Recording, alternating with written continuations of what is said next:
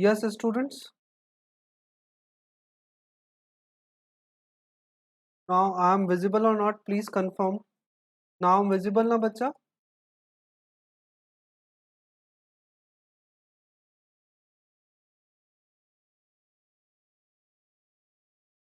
Yes. Now sir, you are visible. Okay.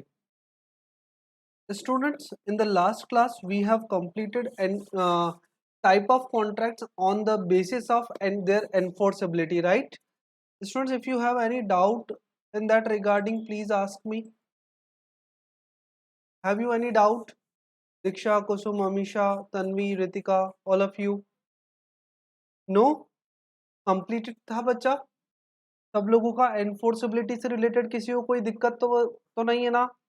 हो तो अभी बता दो, फिर बोलना नहीं कि सर ये अच्छा नहीं पढ़ाया, वो अच्छा नहीं पढ़ाया। डन? हाँ, ऑब्वियसली यार, रेपिटेशन का मामला है कि हम पढ़ाएं और समझ ना आए। चलिए बेटा, on the basis of formation की हम लोग बात करते हैं कि on the basis of formation contracts को कितने पार्ट्स में डिवाइड करते हैं। तो first is formal contract and second one is simple contract. बहुत अच्छे से समझना बच्चा कि फॉर्मल कॉन्ट्रैक्ट का मतलब क्या होता है। The formal contract is term usually found in English laws. Validity of these contracts depends upon their form.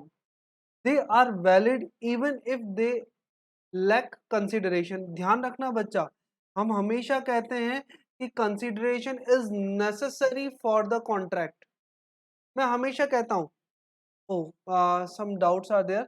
अनएनफोर्सेबिलिटी law का एक एग्जांपल दे दो। ओके, वर्ड एग्रीमेंट और इलीगल एग्रीमेंट में क्या डिफरेंस है वो भी बता दो। चलो ठीक है बेटा, ये भी मैं पहले बता दूं। पहले ये फॉर्मल कॉन्ट्रैक्ट जो हम लोगों ने स्टार्ट किया वो कंप्लीट कर ले, उसके बाद इसका आंसर दे दूंगा, ठीक है ना। Formal contracts are those which are completely in informal, completely in formal way. Formal way का मतलब क्या हो गया कि वो राइटिंग में होने चाहिए। मतलब ऐसे हम लोग हमेशा कहते हैं कि कॉन्ट्रैक्ट्स ओरल फॉर्म में भी हो सकते हैं और रिटन फॉर्म में भी हो सकते हैं, लेकिन फॉर्मल ऑर्गेनाइजेशन के अंदर, फॉर्मल कॉन्ट्रैक्ट्स के अंदर केवल और केवल उन कॉन्ट्रैक्ट्स को इंक्लूड किया जाएगा जो रिटन में है और पार्टीज ने उन रिटन डॉक्यूमेंट्स पे अपने सिग्नेचर कर दिए हैं। ध्यान रखना बच्चा, फॉर्मल कॉन्ट्रैक्ट्स एग्जाम में पूछ लेते हैं which type of contracts can be validate without consideration. तो विदाउट कंसिडरेशन का मतलब जहां पर कंसिडरेशन ना हो फिर भी वो कॉन्ट्रैक्ट वैलिड होंगे। ऐसे कॉन्ट्रैक्ट कौन से होते हैं? फॉर्मल कॉन्ट्रैक्ट्स होते हैं। These contracts are two types, contract under seal and contract of records. Contract under seal क्या होते हैं? जो राइटिंग में होंगे, जिस पर पार्टीज ने सिग्नेचर कर रखे होंगे। और कॉन्ट्रैक्ट ऑफ रिकॉर्ड्स का मतलब जिसमें कोर्ट जजमेंट होगा, जिसमें क्या होगा? कोर्ट जजमेंट होगा। बेटा suppose that right to education कभी सुना है आप लोगों ने? कभी सुना है राइट टू एजुकेशन? क्या होता है? What is the meaning of right to education? The right to education it means every child has right to get education, right to get knowledge. ठीक है, इसके लिए गवर्नमेंट ने बहुत सारी स्कूल्स को कहा है कि चाहे बच्चे से आपको पैसा मिले या ना मिले, उससे स्कूल फीस मिले या ना मिले, आपको उसको एजुकेशन प्रोवाइड करवाना पड़ेगा, बोल रखा है गवर्नमेंट ने। ठीक है, इट मींस वो कौन से कॉन्ट्रैक्ट हो गए? कॉन्ट्रैक्ट्स ऑफ रिकॉर्ड हो गए, जिसके अंदर कोर्ट जजमेंट आ गया या फिर किसी तरीके के गवर्नमेंट ऑब्लिगेशंस आ गए। चाहे आपको उसके अंदर कोई कंसिडरेशन मिल रहा है या नहीं मिल रहा, उसके बावजूद आपको वो कॉन्ट्रैक्ट्स फुलफिल करने पड़ेंगे। आपको उस बच्चे को उसके राइट्स के अकॉर्डिंग एजुकेशन प्रोवाइड करवाना पड़ेगा। That is called contract of record. ठीक है, और ऐसे कॉन्ट्रैक्ट जो राइटिंग में होना कंपलसरी है और जिस पर पार्टीज ने सिग्नेचर कर दिए हैं, उन्हें हम लोग कहते हैं फॉर्मल कॉन्ट्रैक्ट्स या राइट कॉन्ट्रैक्ट अंडर सील। समझ आया? इट मींस फॉर्मल कॉन्ट्रैक्ट के लिए क्या क्या जरूरी है? सर वो रिटर्न में होना चाहिए, पार्टीज के सिग्नेचर होने चाहिए, ये दोनों चीजें, या फिर कोर्ट का या गवर्नमेंट का कोई जजमेंट है, कोर्ट का कोई ऑर्डर है, या फिर गवर्नमेंट ने कोई रूल्स एंड रेगुलेशंस इम्पोज किए जिसके थ्रू किसी एक पर्सन को दूसरे पर्सन के लिए कोई एक्टिविटी परफॉर्म करना जरूरी है, चाहे सामने वाले से कंसीडरेशन मिले या ना मिले। समझ आ गया? Done.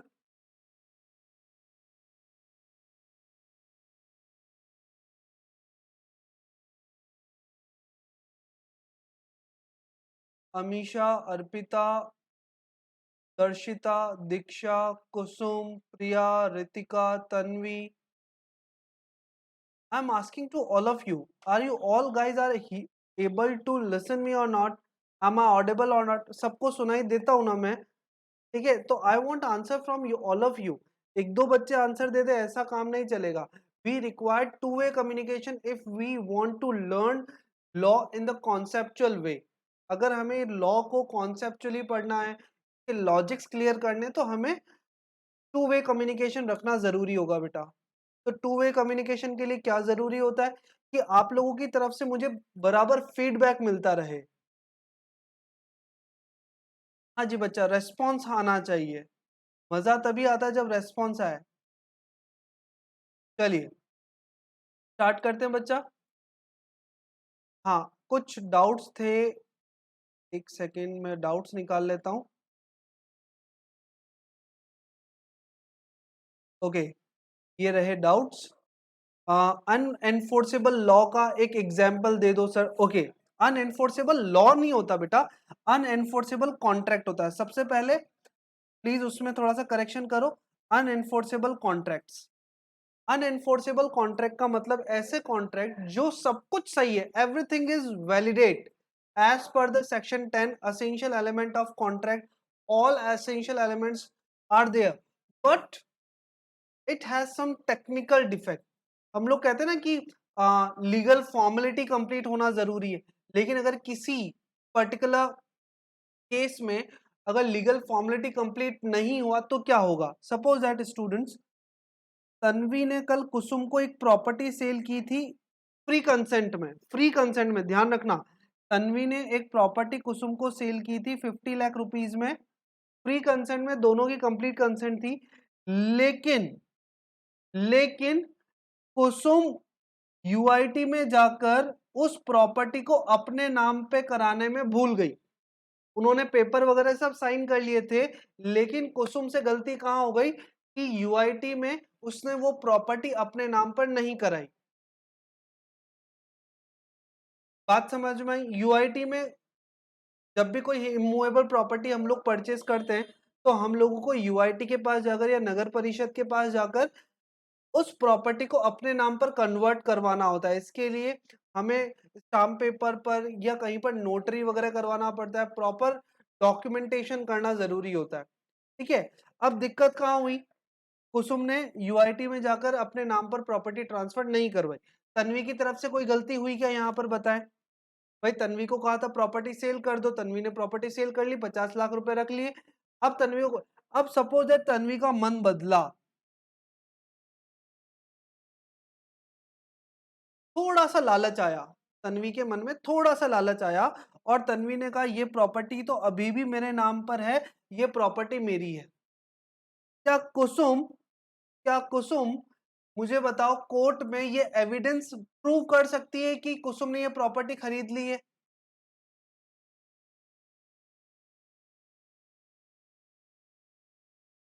No, she can not do that. Why? क्योंकि कुसुम के पास कोई एविडेंस नहीं, कोई सबूत नहीं है। सबूत यहां पर क्या होता कि जब कुसुम यूआईटी में जाकर पेपर्स और डॉक्यूमेंट्स अपने नाम पर ट्रांसफर करवा लेती तो यहाँ टेक्निकल डिफेक्ट है या नहीं है? बेटा कॉन्ट्रैक्ट पेपर है, लेकिन कॉन्ट्रैक्ट पेपर सील और साइन नहीं हुआ है, कॉन्ट्रैक्ट पेपर पे नोटरी नहीं हुई है अभी तक, नोटरी नहीं हुई है अभी तक। नोटरी हो जाती तो ठीक था, पर नोटरी नहीं हुई है। तो यहां पर ये टेक्निकल डिफेक्ट है, टेक्निकल मिस्टेक है। तो ऐसी कंडीशन में कोर्ट में आप एविडेंटरी सपोर्ट पेश नहीं कर पा रहे हो, तो ये कौन सा हो गया? अनएनफोर्सेबल। कॉन्ट्रैक्ट, कॉन्ट्रैक्ट सब सही है, लेकिन हम सामने वाले को बाइंड नहीं कर पा रहे, उसे फोर्सफुली ये नहीं कह पा रहे कि अगर तूने ये कॉन्ट्रैक्ट पूरा नहीं किया तो मैं कोर्ट में केस फाइल कर दूंगी। No, we can not say that. Why? क्योंकि एविडेंटरी सपोर्ट नहीं है। हाँ, गवर्नमेंट की नजर में तन्वी का ही है, ये जो प्रॉपर्टी है गवर्नमेंट की नजर में अभी भी तन्वी की, क्योंकि गवर्नमेंट के पास में जो पेपर है उस पेपर पे लिखा हुआ है कि ये प्रॉपर्टी तन्वी की।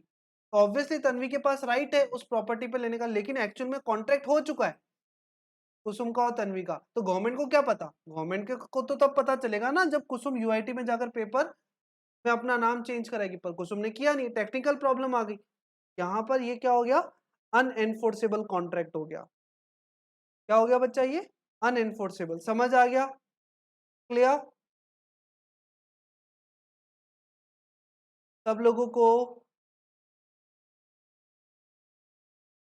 ना मेरे को चीख चीख के तुम लोगों से आंसर निकलवाने पड़ते हैं यार। हाँ, समझ आ गया। चलिए, एक सेकंड क्वेश्चन क्या था बेटा, एक बार वापस पूछ लो सेकंड क्वेश्चन।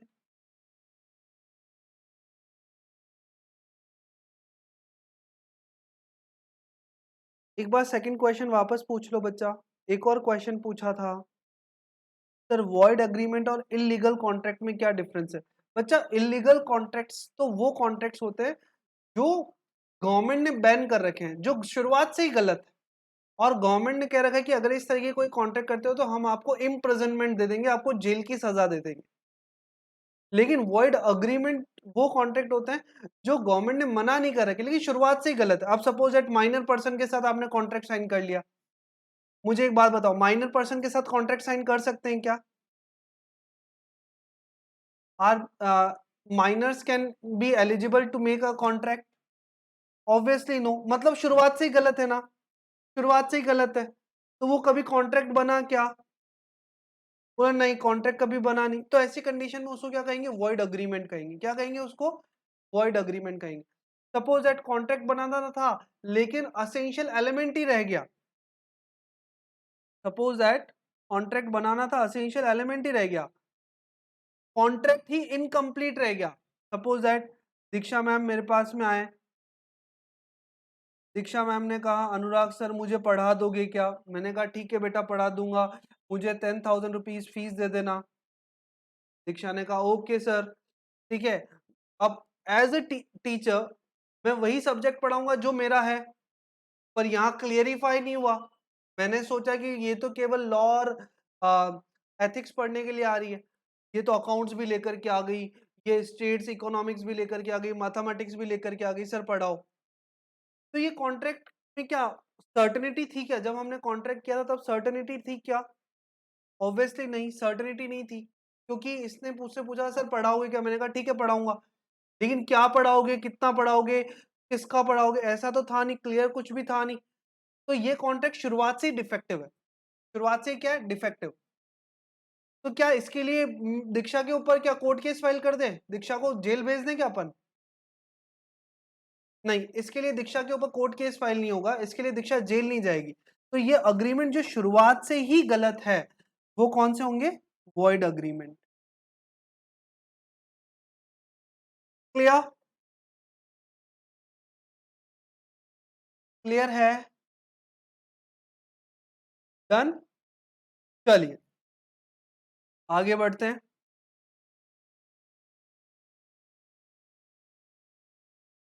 आगे बढ़े। ओह,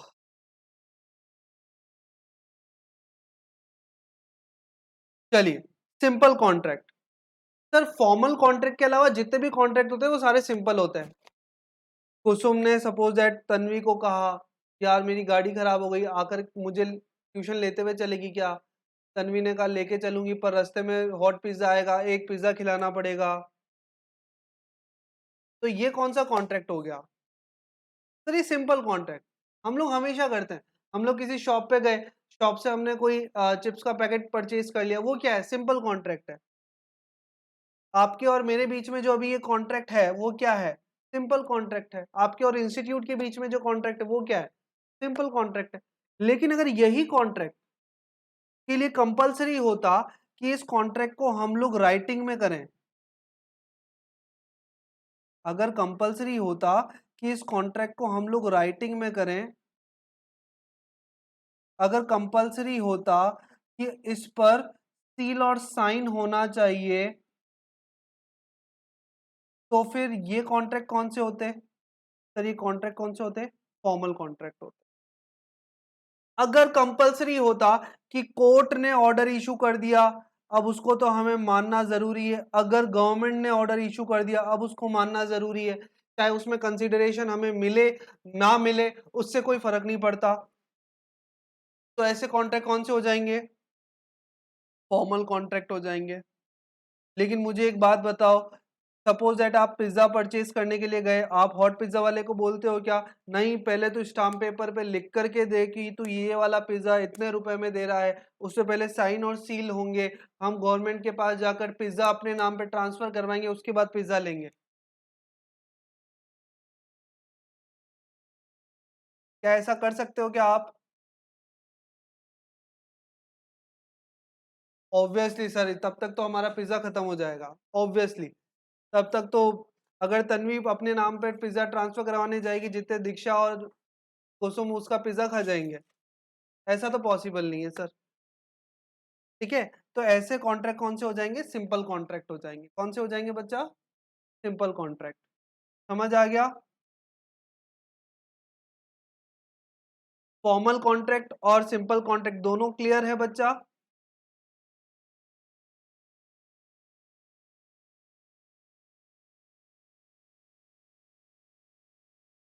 चलिए, on the basis of performance, ये मुझे बहुत पसंद है। On the basis of performance हम कॉन्ट्रैक्ट को दो पार्ट में डिवाइड कर रहे हैं, एग्जीक्यूटेड कॉन्ट्रैक्ट और एग्जीक्यूटरी कॉन्ट्रैक्ट। यहां पर ईडी लगा हुआ है, इसका मतलब क्या है? ये चला गया पास्ट टेंस में, इसमें एग्जीक्यूटरी है, इसका मतलब ये क्या है? प्रेजेंट में, या इसको कहें फ्यूचर में, फ्यूचर में। सपोज दैट आप लोगों ने जब 10th क्लास में थे तो साइंस और मैथ्स की कोचिंग की होगी। क्या रिपीट करूं? Diksha what should I, Darshita what should I repeat?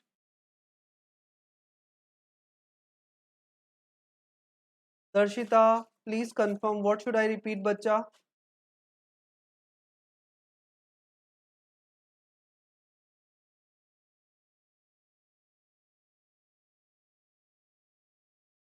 Simple contract. Okay, simple contracts are those which are not formal contract, which are not formal contract, those are simple contract. हम लोग regularly जो day to day basis पर जो contract sign करते हैं, जो promises करते हैं, जिसमें कंसिडरेशन का होना जरूरी है, ऐसे कॉन्ट्रैक्ट्स को हम लोग सिंपल कॉन्ट्रैक्ट कहते हैं।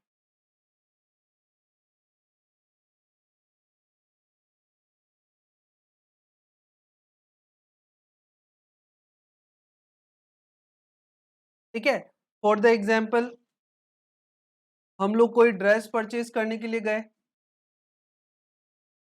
अब ड्रेस परचेज करने के लिए गए, तो परचेज करने के लिए हमको उसको मनी देना पड़ेगा, रुपए देने पड़ेंगे, तो उसमें कंसिडरेशन भी है। Minimum two parties are there, दोनों एक दूसरे के साथ लीगल रिलेशनशिप क्रिएट करना चाहते हैं। सर्टेन ऑब्जेक्ट सर्टेन कंसिडरेशन है, लीगल ऑब्जेक्ट लीगल कंसिडरेशन है, फ्री कंसेंट है, all legal formality should be there. तो ये क्या है? सिंपल कॉन्ट्रैक्ट है।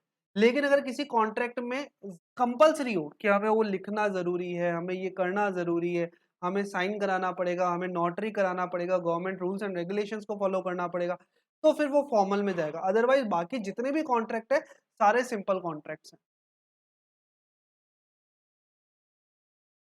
डन दर्शिता?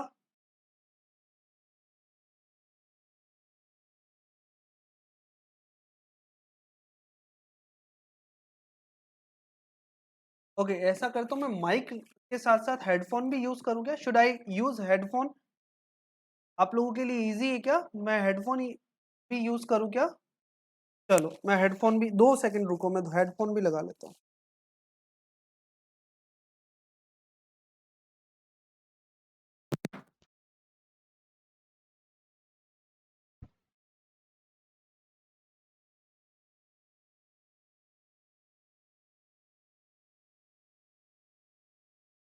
क्लियर है? आवाज आ रही है आप लोग?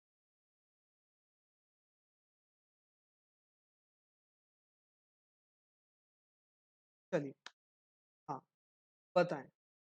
अब कोई इशू हो तो बताओ बच्चा। डन। चल, हाँ, तेज बोलना पड़ेगा। ओह, ओके, ओके। ऑब्लिगेशंस के बेसिस पर अगर हम लोग देखें, तो on the basis of obligation contract को हम लोग 3 पार्ट्स में डिवाइड करते हैं। यूनिलेटरल कॉन्ट्रैक्ट, बायलेटरल कॉन्ट्रैक्ट और मल्टीलेटरल कॉन्ट्रैक्ट। लेकिन एग्जीक्यूटेड और एग्जीक्यूटरी तो रह गया अपना। स्टूडेंट्स, आप लोगों ने 10th क्लास में कोचिंग करी थी किसी की, मैथ्स की, साइंस की, या किसी की? अच्छा, मुझे बताओ, उस कॉन्ट्रैक्ट में टीचर ने आपका कोर्स कंप्लीट करा दिया? हाँ सर, टीचर ने कोर्स कंप्लीट कर। अच्छा, आप लोगों ने फीस पे की या नहीं की? सबसे इंपॉर्टेंट ये, पक्का? पक्का फीस पे की? इसका मतलब, इसका मतलब क्या हुआ? आपने भी अपने ऑब्लिगेशंस कंप्लीट कर लिए और टीचर ने भी अपने ऑब्लिगेशन कंप्लीट कर लिए। जो कॉन्ट्रैक्ट आपके और आपके टीचर के बीच में हुआ था, और दोनों ही पार्टीज ने अपने अपने पार्ट के ऑब्लिगेशंस अगर कंप्लीट कर लिए हैं, तो इसका मतलब वो कॉन्ट्रैक्ट कौन सा हो गया? एग्जीक्यूटेड कॉन्ट्रैक्ट हो गया। कौन सा कॉन्ट्रैक्ट हो गया बच्चा? ये एग्जीक्यूटेड कॉन्ट्रैक्ट। क्योंकि ये किससे रिलेटेड है? पास्ट टेंस से रिलेटेड, पास्ट से रिलेटेड। ठीक है। एग्जीक्यूटरी कॉन्ट्रैक्ट, इसका मतलब आपने सिर्फ कॉन्ट्रैक्ट किया है, ना तो आपने अपना ऑब्लिगेशन कंप्लीट किया है, ना टीचर ने अपना ऑब्लिगेशन कंप्लीट किया है। अब आप लोग मुझे एक बात बताएं, सपोज दैट आप लोग जब 12th क्लास में थे, आपने इंस्टीट्यूट पर आकर कॉन्ट्रैक्ट साइन किया कि सर जब भी हम लोग सीएमए फाउंडेशन करेंगे यहां से करेंगे, ठीक है, इसमें जो भी फीस होगी 40,000, 45,000, 50,000, जो भी फीस होगी वो आपको, आप हम आपको पे करेंगे, और सीएमए फाउंडेशन का कोर्स आपको हमें कंप्लीट कराना है। ठीक है। तो मुझे एक बात बताओ, जब आप 12th में थे, तो क्या आपने अपने पार्ट की फीस जमा करा दी थी क्या? बोले सर उस टाइम नहीं कराई थी, करानी बाकी थी, हमने ऑब्लिगेशन ले लिया था, हमने कॉन्ट्रैक्ट साइन कर लिया था फॉर द फ्यूचरिस्टिक डेट। अच्छा, क्या इंस्टीट्यूट ने आपका सीएमए का कोर्स कंप्लीट करा दिया था क्या? बोले नहीं, वो भी नहीं कराया, वो भी पेंडिंग है। मतलब हम दोनों के पार्ट का ऑब्लिगेशन जो है, जो रिस्पॉन्सिबिलिटी है, वो अभी पेंडिंग चल रही है। उसमें से किसी ने कुछ भी पूरा नहीं किया।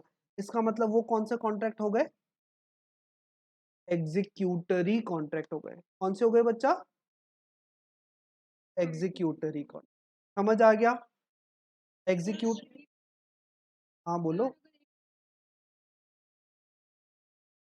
अगर एक पार्टी है, सपोज दैट आपने फीस पूरी पे कर दी, हमारा पढ़ाना बाकी है, तो वो यूनिलेटरल होगा।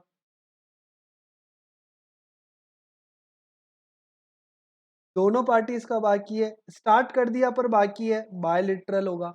और अगर किसी कॉन्ट्रैक्ट के अंदर मोर देन 2 पार्टीज हैं और सबका कॉन्ट्रैक्ट में अपना अपना ऑब्लिगेशन बाकी है, तो वो मल्टीलेटरल होगा। चलिए एक बार पढ़ लेते हैं बच्चा।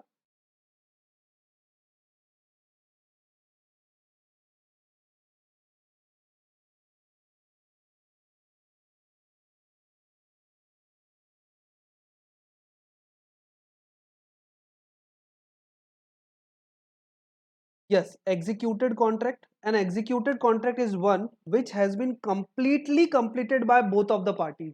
आपकी तरफ से भी फीस आ गई, टीचर ने भी अपनी तरफ से ऑब्लिगेशन कंप्लीट करा दिया, अब आप और उसके बीच में जय माता दी हो गई। अब आपके रास्ते, वो उसके रास्ते, that is called executed contract. Executory contract is that type of contract which is wholly unperformed. Wholly unperformed का मतलब कि भैया अभी सिर्फ कॉन्ट्रैक्ट हुआ है, ना तो आपकी तरफ से उसे एग्जीक्यूट किया है, ना टीचर की तरफ से एग्जीक्यूट हुआ है, कंप्लीटली अनपरफॉर्म्ड है।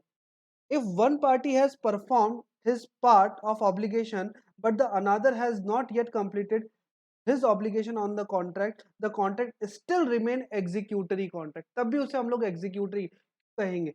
लेकिन इंपॉर्टेंट क्या है कि ऑब्लिगेशन दोनों के अगर पूरे हो गए तो एग्जीक्यूटेड में आएगा, अदरवाइज वो एग्जीक्यूटरी में रहेगा। और on the basis of obligation में देखें, यूनिलेटरल, एक पार्टी ने तो अपना ऑब्लिगेशन कंप्लीट कर दिया है, लेकिन दूसरी पार्टी का ऑब्लिगेशन होना बाकी है। बायलिटरल में दोनों का ऑब्लिगेशन बाकी चल रहा है। मल्टीलेटरल में जहां पर दो से ज्यादा पार्टीज इन्वॉल्व है और सभी का और सभी का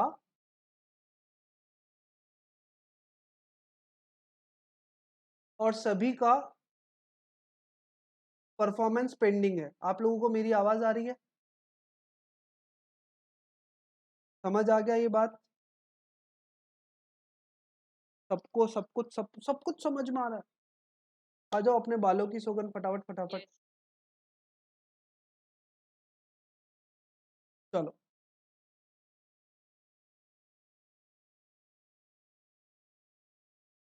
our next point is offer and acceptance. Type of contract में अभी भी किसी को कोई डाउट हो तो बेटा पूछ लो, या कल पूछोगे?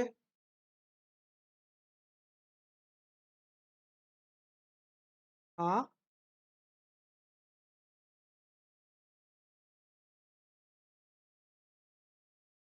बेटा कोई डिफरेंस नहीं है, बट एग्जीक्यूटरी में क्या आता है कि किसी भी पार्टी से ऑब्लिगेशन पेंडिंग है, चाहे वो दोनों पार्टीज का पेंडिंग हो चाहे सिंगल पार्टी का पेंडिंग हो, वो एग्जीक्यूटरी होगा।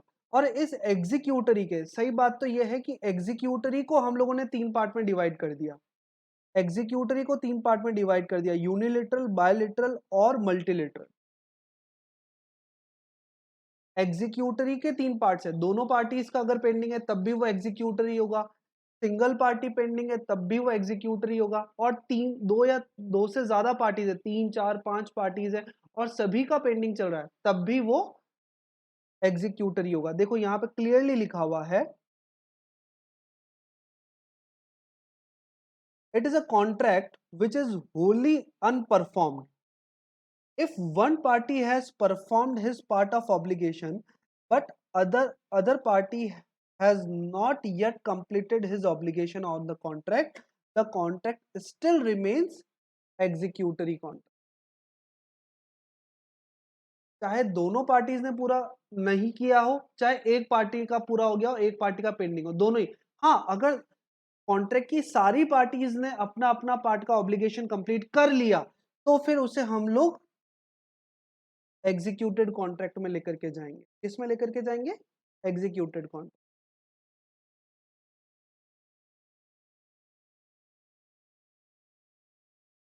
डन?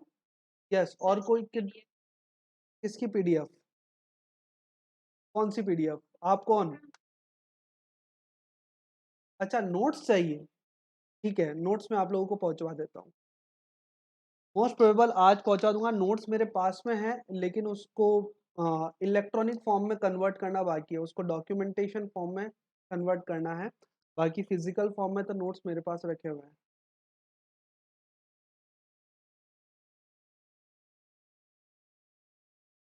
प्रिंट आउट्स फिर कहाँ से लोगे आप? L2C से ले लोगे? चलो ठीक है, मैं L2C पे प्रोवाइड करवा। और कोई आदेश? चलिए, बहुत बहुत धन्यवाद आज की क्लास के लिए। कल हम लोग ऑफर स्टार्ट करेंगे और ऑफर को कल के कल खत्म करेंगे। Please attend positively. Thank you all of you, thank you.